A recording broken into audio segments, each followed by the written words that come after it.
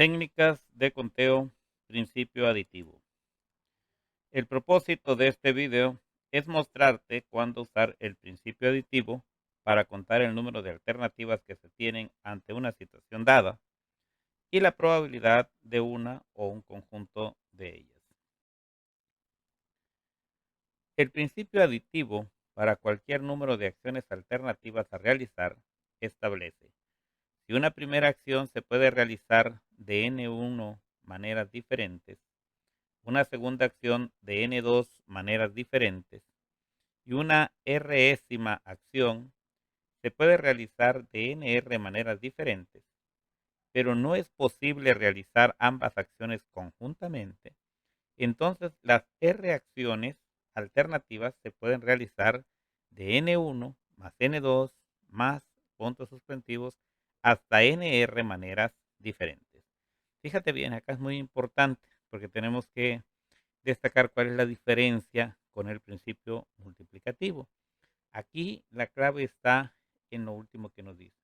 Dice, pero no es posible realizar ambas acciones conjuntamente.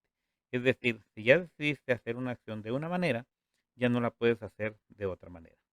No es como en el principio multiplicativo, que decíamos, si yo lanzo una moneda, tiro un dado y extraigo una baraja, ¿cuál es la probabilidad de que yo obtenga, por ejemplo, un águila, un número 3 o una sota, ¿no?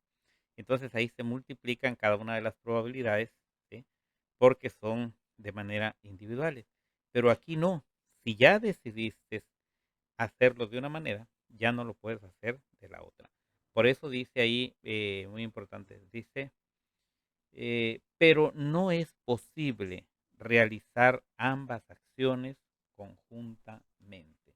Entonces, si no es posible realizar ambas acciones conjuntamente, pues quiere decir que solamente se hace de una manera. ¿Ok? Entonces, así. Dice, se puede hacer un esquema representativo del principio aditivo como se muestra en la figura de la derecha. Todas las posibles ramas parten de un único nodo. Por ejemplo, aquí vamos a decir estas rayas que parten todas de un mismo nodo. Algunas de ellas corresponden al número de maneras en que puede realizarse una primera acción, como lo indican las llaves. Por ejemplo, esta yo le puedo ya poner llave y le puedo poner 1. Quiere decir que tengo esas alternativas para hacerlo de n1 maneras diferentes. ¿Ok? A eso se refiere.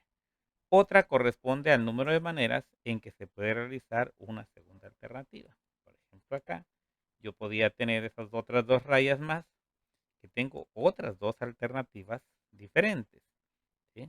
Por eso dice así. Y así sucesivamente, ¿sí? Quiere decir que yo tendría otras maneras diferentes de realizarlo hasta llegar a NR, ¿ok? Dice, el total de ramas es precisamente el número de maneras en las que se puede llevar a cabo las distintas acciones alternativas. Por ejemplo, aquí tengo 3, 6, 8, ¿no? 8 maneras diferentes, aunque tiene puntos suspensivos. ¿Sí? Entonces, cada una de esas ramas me va a indicar una manera distinta de hacer las cosas. ¿Sí? Dice, es muy sencillo distinguir cuándo hacer uso del principio multiplicativo y cuándo del aditivo. Si se trata de una secuencia de acciones independientes, así como los volados, el lanzar el dado, el sacar una carta, etcétera, debemos usar el principio multiplicativo, como fue la clase del video pasado, donde veíamos técnicas de conteo, ¿sí? Entonces, a eso se refiere.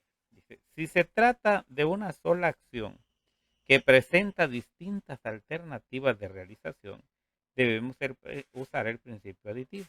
O sea, fíjate bien, tengo una sola acción. Por ejemplo, quiero viajar de un lugar a otro, ¿sí? Y presenta distintas alternativas de realización. Me puedo ir en carro, me puedo ir en a pie, me puedo ir a caballo, etcétera, ¿no? Entonces, a eso se refiere. Entonces, es el principio aditivo. Bien, vamos a dar un ejemplo para que esto quede más claro. Dice, para viajar de la ciudad de Tuxtla Gutiérrez, Chiapas, a la Ciudad de México, se puede hacer vía aérea o por carretera. Por avión se tienen 4 líneas: Interjet, Aeroméxico, Viva Aerobús y Volaris. O sea, 4 alternativas. Por carretera me puedo ir por ómnibus Cristóbal Colón, que se abrevia OCC, autobuses de Oriente, que se abrevia ADO, viajes Chiapas o vehículo particular. Entonces aquí dice, ¿de cuántas maneras diferentes se puede viajar de Tuxtla Gutiérrez, Chiapas a la Ciudad de México? Pues vamos a verlo de manera rápida. Dice, por vía aérea, dijimos que se tienen 4 alternativas. Puede ser por Interjet, por Aeroméxico, por Viva Aerobús o por Volaris. Y por carretera, 4 alternativas también, que puede ser OCC, ADO, Viajes Chiapas o vehículo particular. ¿Ok? Entonces, en total, por lo tanto, se tienen 8 maneras diferentes para viajar de Tuxtla Gutiérrez, Chiapas a la Ciudad de México. ¿Ok? Pero a partir de aquí podemos hacer algunas preguntas. Por ejemplo, Antonio se sabe que viajará de Tuxtla Gutiérrez, Chiapas a la Ciudad de México. ¿Qué probabilidad hay que viaje por ADO? Entonces me fijo aquí y en ADO, que es por carretera, solo hay una. Pero en total son 8 maneras distintas, dijimos, ¿no? 4 por vía aérea y 4 por vía terrestre. Entonces, no sabemos si se va a ir por carretera o se va a ir por avión, porque la pregunta no nos lo dice. Dice Antonio, se sabe que viajará de Tuxtla Gutiérrez, Chiapas a la Ciudad de México, pero no dice si va a viajar por carretera o va a viajar por avión.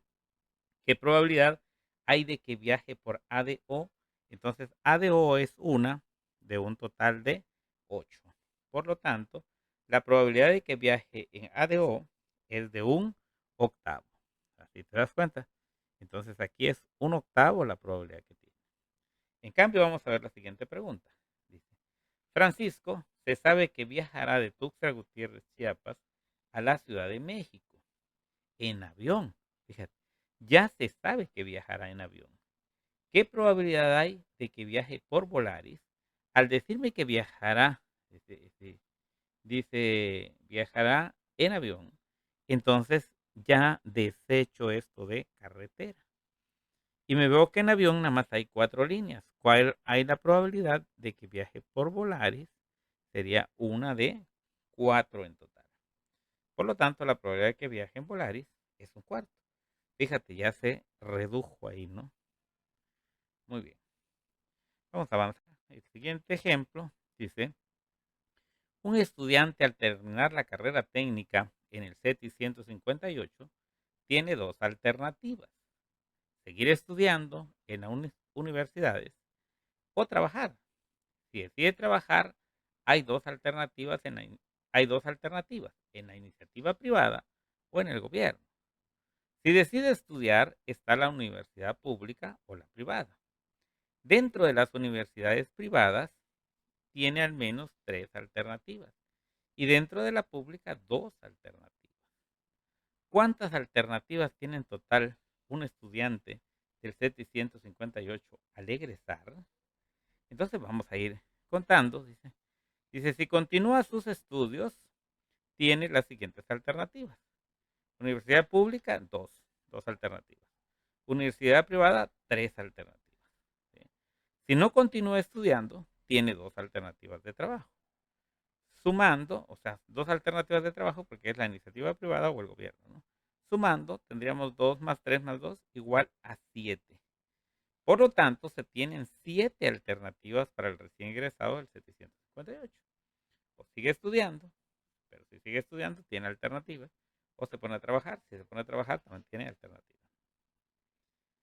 Dice, Mario terminó la carrera técnica en el CETI 158 recientemente y continuará estudiando. ¿Qué probabilidad tiene de estudiar en la universidad pública? Como ya nos dice, aquí continuará estudiando. Entonces, no va a trabajar, sino él va a estudiar. ¿Qué probabilidad tiene de estudiar en la universidad pública? Me fijo, en la universidad pública hay 2 alternativas. Pero ¿de cuántas en total? Si yo sumo estas, 2 más 3 son 5. Entonces va a ser 2 quintos. Esa es la probabilidad que él tiene de estudiar en la escuela pública. ¿Ok? 2 de 5.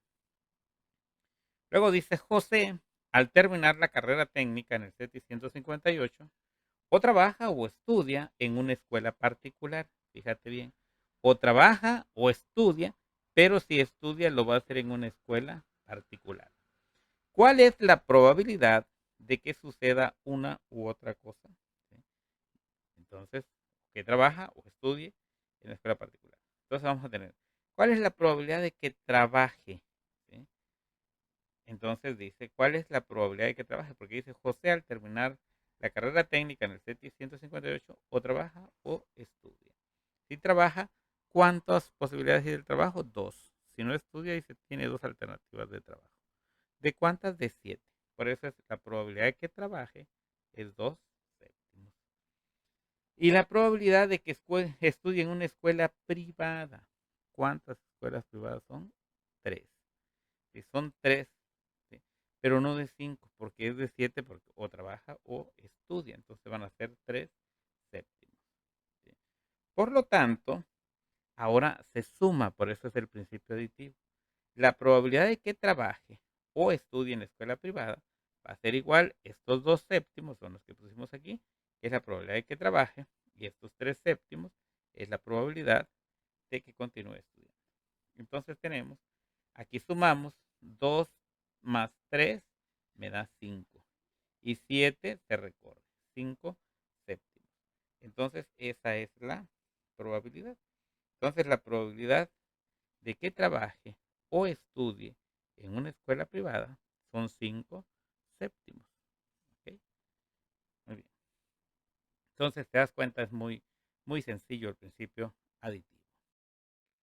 Viene el fortalecimiento de aprendizaje, porque yo considero que con estos ejemplos que vimos quedan claros los conceptos. Dice aquí, con la finalidad de que fortalezcas tus competencias sobre el principio aditivo, te invito a que de manera individual realices las actividades que se indican. Dice, Antonio se encuentra en la plaza comercial frente a Cinépolis en la ciudad de Villa Flores, Chiapas, y desea trasladarse al 758. Para ello puede hacerlo en ecotaxi, carro particular, bicicleta o a pie. Dice, si en el ecotaxi puede hacerlo por el libramiento poniente, por la novena, o por la segunda poniente, o por la tercera oriente, ven que ya ahí hay dos puentes ya en la segunda y en la novena. ¿Sí? Dice, si en carro particular, por la novena, o por la segunda poniente, o por la tercera oriente. Si lo hace en bicicleta, lo haría por la segunda poniente o por la calle central en el puente peatonal. Y si es a pie, por el puente peatonal de la calle central. En base a estas alternativas, responda las siguientes preguntas. Dice, inciso A, ¿cuál es la probabilidad de que Antonio se traslade en ecotaxi? Inciso B, si Antonio llevó su bici, ¿cuál es la probabilidad de que lo haga por la calle central? C, si Antonio decide hacer el recorrido a pie, ¿cuál es la probabilidad de que lo haga por la calle central en el puente peatonal? E inciso D, se sabe que Antonio se trasladará del lugar indicado al 758. ¿Cuál es la probabilidad que lo haga por el puente peatonal de la calle central? Pues muy bien. Esas son las preguntas para que ustedes puedan eh, practicar lo que vimos. Te dejo también las respuestas, como siempre te he dicho, con la finalidad de que puedas tener una referencia en tus resultados. Porque a veces dices, sé que ya hice resultados, ¿estará bien o no? Bueno, pues puedo checar los resultados. Se te proporcionan las respuestas correctas. Si has llegado a ellas, mis felicitaciones. De lo contrario, checa tus datos hasta que llegues a ellas. Aquí lo único que te pedimos es que seas honesto, porque lo que necesitas tú es fortalecer o formar tus competencias, ¿sí?, sobre el tema. Entonces, las respuestas te las dejo acá. Pues muy bien, nos vemos en el próximo video.